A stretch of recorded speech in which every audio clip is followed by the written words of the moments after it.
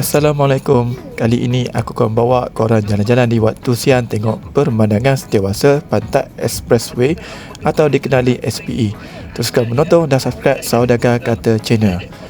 Lebuh raya ini sepanjang 29.8 km yang menghubungkan Taman Melati dan Kelangit.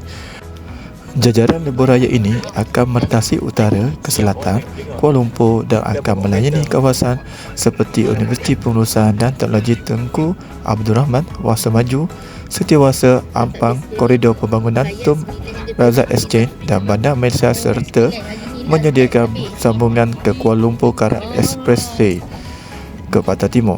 Ia dibina dan diselenggarakan oleh Ecovest Berhad. Ia dahulunya dikenali sebagai Duke Fasa 3. Kebanyakan bahagian lebuh raya ini bertingkat. Ia mempunyai 7 persimpangan dan beberapa plaza tour yang semuanya dinaikkan juga.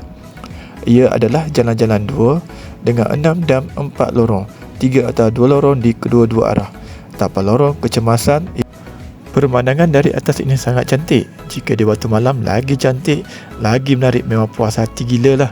Kalau korang mahukan video di waktu malam, korang boleh komen di bawah. Selamat menonton dan teruskan subscribe Saudagar Kata Channel. Terima kasih, jumpa lagi, geng. Assalamualaikum.